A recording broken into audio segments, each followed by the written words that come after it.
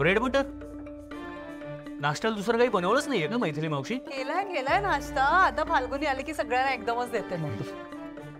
अरे बापरे, मावशी ती अजून रेडी होते आणि सगळी तयारी पण करते बाकीची. आज ईशा आणि रीमाचा बर्थडे आहे ना, सो केक कुठून मागवायचा, डेकोरेशन कसं करायचं, सगळं सगळं ठरवते. मला तर वाटतं आज दुकानदारांना अलार्मने नाही, तिच्या सतत फोन करण्याने जाग आली असणार आहे.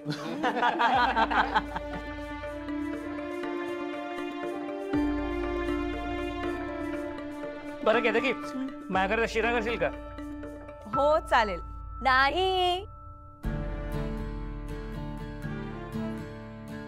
शिरा आज मी बनवणार, तो पण मस्त मस्त बदामाचा. आणि हा तुमच्यासाठी नाही, हा पप्पाजी, मारी लाडकी ईशा आणि रीमा वाटे, दोघींचा बर्थडे आहे ना आज. म्हणून बहुत एक्सायटेड आहे. मागच्या आठवड्यापासून म्हणत होत्या मला सगळ्या फ्रेंड्सना बोलवलंय बर्थडेला. हा माझी सासूमा मला पण सांगत होता, म्हणून मी सगळीच प्रिपरेशन्स केली आहे. Cake, decoration, return gift, everything.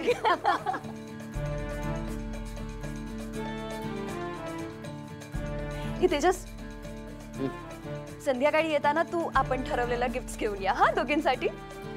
कोणतं? मी सांगितलं होतं ना, विसरलास का तू? नाही, हा हा हा, लक्षात आलं लक्षात आलं, आणतो. माझ्यासाठी पण शॉपिंग कर हा. आता हिचं काय मध्येच लहान मुलांमध्ये काहीतरी भलतेच चाललंय. त्या मुली दिवसेंदिवस मोठ्या होत आहेत आणि हे दिवसेंदिवस लहान.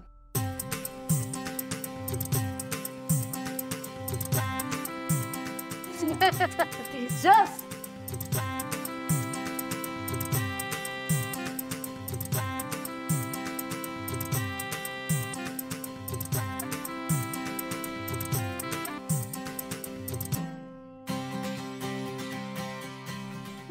खरंच खूप छान वाटतंय.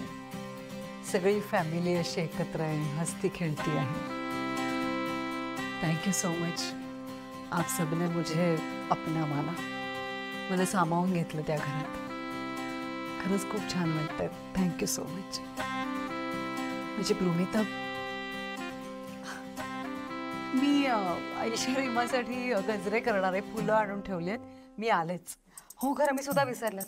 अहो ते दोघे अजूनही झोपल्यात. मित्र जाऊन त्यांना उठवते आणि आवरायला लावते. हा आलेच. हे बरं ऐक मित्र, त्यांना उठव पण लगेच खाली नको पाठवूस.